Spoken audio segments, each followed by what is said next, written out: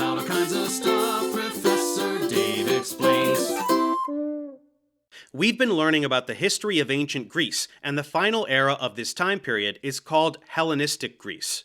Hellenistic is a modern term that was coined to describe a set of connected political, cultural, and social changes in the Mediterranean world, which took place after the end of the classical period and lasted for several hundred years.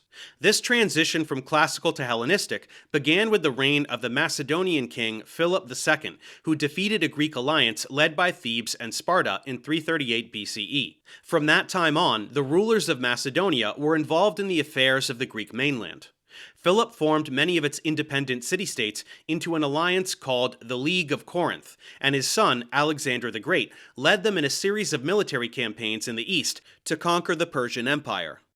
In the wake of these campaigns, a new civilization arose that spanned the Mediterranean from Asia Minor to Afghanistan, becoming a fusion of Greek and non-Greek cultures, and common forms of the economic, social, and political life emerged in what would now be called the oikoumene, the inhabited world. Philip had been planning an expedition in order to free the Greek cities of Ionia from Persian rule when he was assassinated in 336 BCE. Alexander then took up his plans, and in 334 BCE he crossed the Hellespont, the strait that separated Europe from Asia, with about 50,000 soldiers. Over the next 8 years, his army campaigned across the Persian provinces of Asia Minor, Egypt, Palestine and Syria, Mesopotamia, and Central Asia. It then pushed even farther east, reaching the northwestern part of India. By the time of his death in 323 BCE, Alexander was starting to reorganize all of these territories as part of his own empire, though he left in control many of the same officials, called satraps, who had governed them on behalf of the Persian king. Though his ultimate intentions are not clear, and many theories about them were proposed by later historians, he may have been trying to create a joint Greek-Persian empire with its capital at Babylon. In fact, the educated elites of the Roman Empire, who lived in a fused Greco-Roman civilization, came to see Alexander as a visionary. Because Alexander did not leave behind a clear successor, his own generals fought among themselves over sections of his empire, and one of them, Antigonus the One-Eyed, attempted to conquer all of it and declare himself king, but he was defeated at the Battle of Ipsus in 301 BCE, and the others reached a settlement which divided the empire into 3 large kingdoms. There was Macedonia itself, along with a large part of Greece, which was ruled by Antigonus's descendants. Egypt, which was ruled by Ptolemy, and a kingdom consisting of Asia Minor, Syria, and Mesopotamia, which was ruled by Seleucus. Though we tend to think of the Greeks as living in proudly independent city-states, these men chose to become kings because, like Alexander, they were from Macedonia to the north of the Greek mainland. Though the Macedonians also spoke Greek, they were a kingdom ruled by a hereditary dynasty, so when Alexander's successors came to power, they based their own regimes on this model, and expected both Greeks and non-Greeks to regard them as their rightful rulers, and even as divine. But because they did not have the royal lineage that Alexander did, they felt the need to justify their authority by using propaganda, like the images on the coins they minted, to portray themselves as the men whom Alexander had entrusted to take his place. In fact, Ptolemy did them one better by hijacking Alexander's corpse and placing it in a huge mausoleum in the center of his capital of Alexandria. The successors also tried to portray themselves, as Alexander had, as the favorites of the particular gods they worshipped. In addition, these successors built new cities across the region that became centers of Greek life in places where it had not existed before, and they named them after Alexander or after themselves. People, goods, and ideas could move freely between these cities, so even though the oikoumene was politically divided, it amounted in other respects to a single Hellenistic society. The capital of the Ptolemaic kingdom was Alexandria in Egypt, which was built on the Mediterranean coast and was therefore much more closely connected with the rest of the Greek world than it was with Egypt itself. It was the home of the very first library in the sense of a systematic and organized collection of books, and a center for scholarship called the Museum or Temple of the Muses, where scholars like Eratosthenes and Aristarchus studied astronomy and geography and made the first forays into literary and textual criticism. Another major center was Pergamon in Asia Minor, which was actually an independent city-state that became a hub of literature and art. Just as Alexandria took advantage of the fact that papyrus, one of the most important writing materials of the ancient Mediterranean, was made from the reeds that grew along the Nile, Pergamon, which was in the mountains where livestock was pastured, used parchment made from animal skins.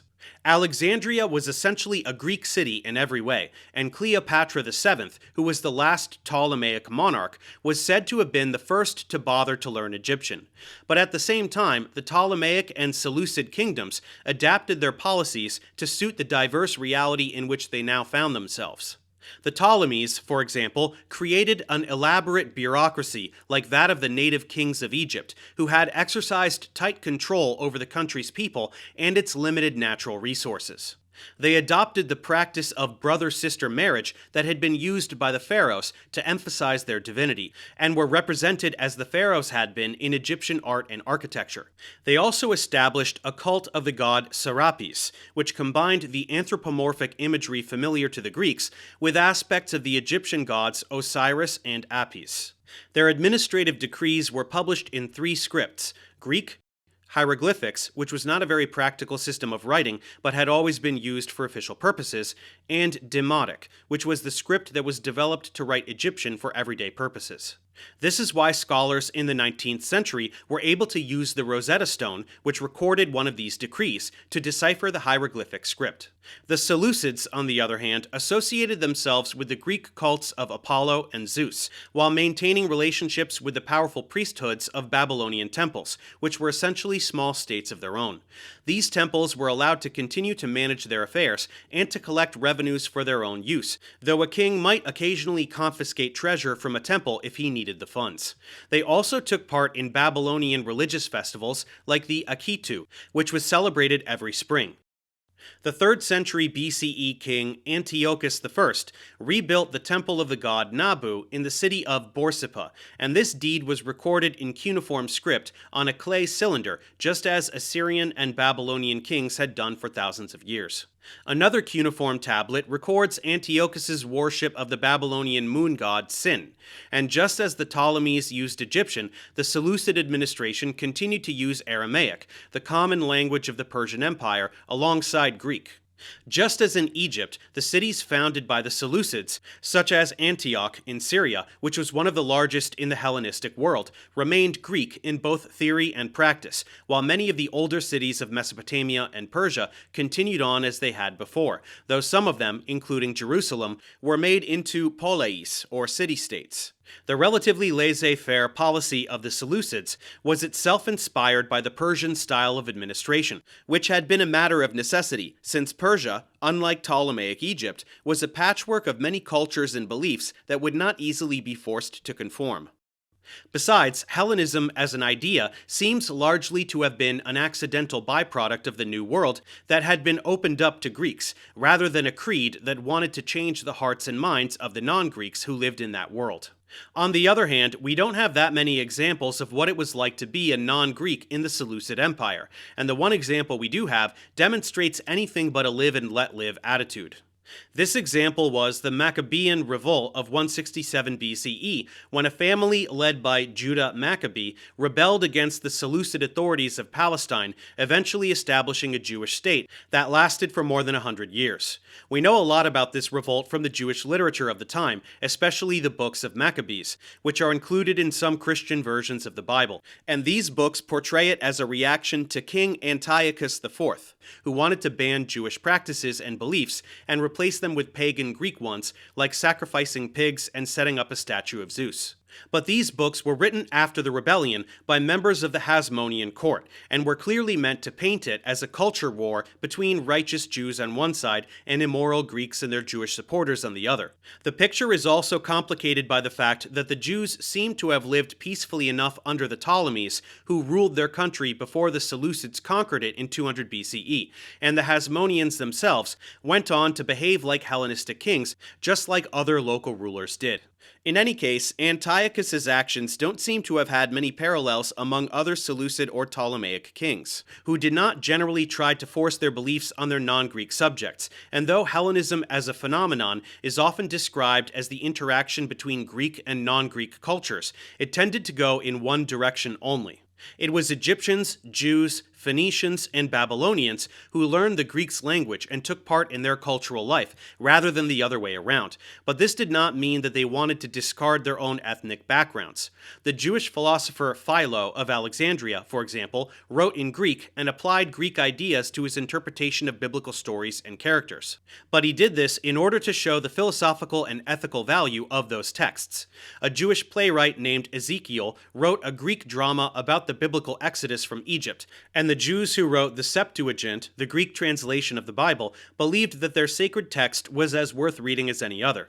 There was also a Babylonian priest named Berossus who wrote for a Greek audience about the history and the mythology of his people, and an Egyptian priest named Manetho who recorded the history of the pharaohs. These interactions between cultures did not happen in Greece itself, which did not experience the influx of non-Greeks that the rest of the Hellenistic world had.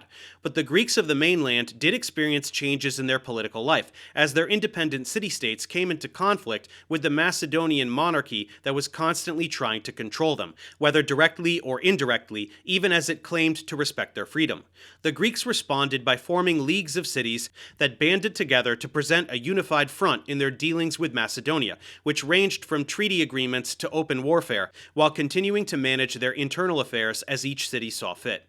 The most important of these were the Achaean League, which included the cities of the Peloponnese, and the Aetolian League in central Greece. The relationship between the Macedonian kings and the leagues was made even more complicated when the Roman Republic began to challenge them in the late 3rd century BCE, after the Macedonian king Philip V decided to challenge its presence in western Greece. A series of wars followed in which Rome fought Philip and then his son and successor Perseus, and sometimes the leagues were divided about which side to support. By the middle of the 2nd century BCE, both Macedonia and the Greek mainland had been reduced to Roman provinces. The military history of the Seleucid kingdom was even more chaotic, as by the middle of the 3rd century, many of its territories in Persia and Central Asia had broken away and become independent states. Around 200 BCE, it was able to take from Egypt the territories of Palestine and Syria, but then in the 180s, it lost a lot of its holdings in Asia Minor to the states of Pergamon and Rhodes in a war they fought with Rome. From that point on, its kings tended to fail in their military ambitions, and in the 160s BCE, they lost control over Palestine when it became an independent Jewish state. By the end of the 2nd century, the Parthian Empire had taken most of the territory of the Seleucid Empire, which had been reduced to a small state in Syria, which was made into a Roman province in 63 BCE.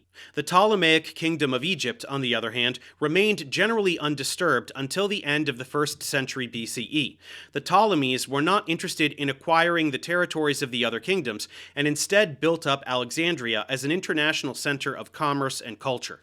They also became a valuable ally of the Roman Republic as the main grain supplier for the city of Rome, which was growing so large that it could not depend on its own farmland to supply its needs.